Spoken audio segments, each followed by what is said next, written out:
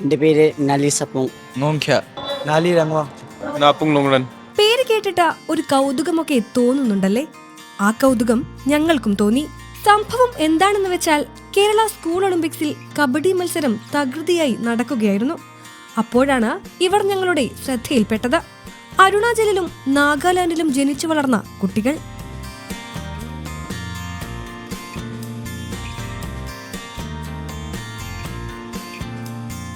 Kerala school ഒളിമ്പിക്സിൽ ഇവർക്കെന്ത് കാര്യമെന്നാണോ?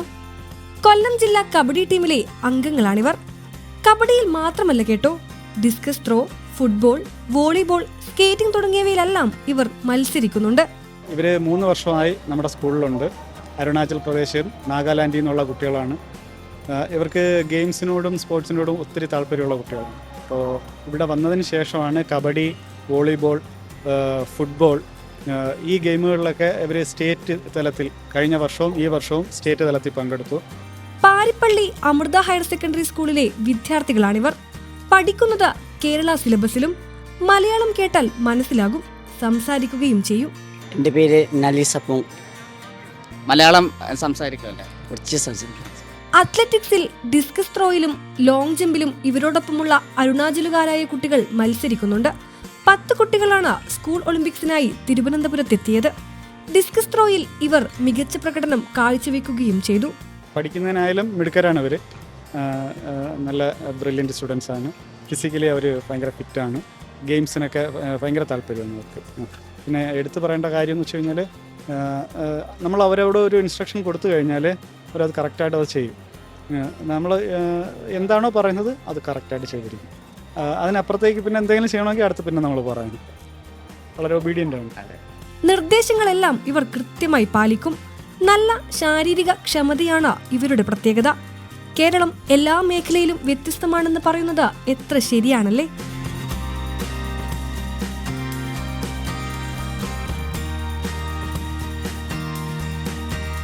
നമ്മുടെ പൊതുവിദ്യാഭ്യാസ മേഖല രാജ്യത്തെ എത്രയെത്ര കുരുന്നുകൾക്കാണ് അഭയമാകുന്നത്. നമ്മുടെ നാട്ടിലെ കുഞ്ഞുങ്ങളെ മാത്രമല്ല, രാജ്യത്തെ പാർശ്വവൽകൃത കുരുന്നുകളെ കൂടി നാം ചേർത്തു നിർത്തുകയാണ്. കേരളത്തിന് പുറത്തു നിന്നുള്ള വിദ്യാർത്ഥികളുടെ വിജയം ഒളിമ്പിക്സ് ട്രാക്കിൽ തരംഗമായി മാറുകയാണ്. കഴിഞ്ഞ ദിവസം നടന്ന 100 മീറ്റർ ഫൈനൽസിൽ സബ് ജൂനിയർ ബോയ്സ് വിഭാഗത്തിൽ സ്വർണം കരസ്ഥമാക്കിയത് കോഴിക്കോടിനെ പ്രതിനിധീകരിച്ച് വന്ന ഉത്തർപ്രദേശിലെ പാണ്ഡേപുർ ഗ്രാമത്തിൽ നിന്നുള്ള സഞ്ജയ് ആയിരുന്നു. Sub junior boys 80 meter hurdles ഫൈനൽസിൽ സ്വർണം നേടിയത് മലപ്പുറത്തെ പ്രതിനിധീകരിച്ച് വന്ന ഉത്തർപ്രദേശിലെ പെദാരി ഗ്രാമത്തിൽ നിന്നുമുള്ള അഭയ് പ്രതാപും. നാഷണൽ ഗെയിംസ് കണ്ടാണ് അഭയ്ക്ക് ഹഡിൽസിനോട് താല്പര്യമുണ്ടാകുന്നത്.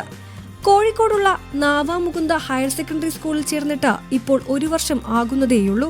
സംസ്ഥാനതല മത്സരത്തിൽ ആദ്യമായി പങ്കെടുക്കുന്ന അഭയ് സ്വർണ്ണ മെഡലുമായാണ് മടങ്ങുന്നത്.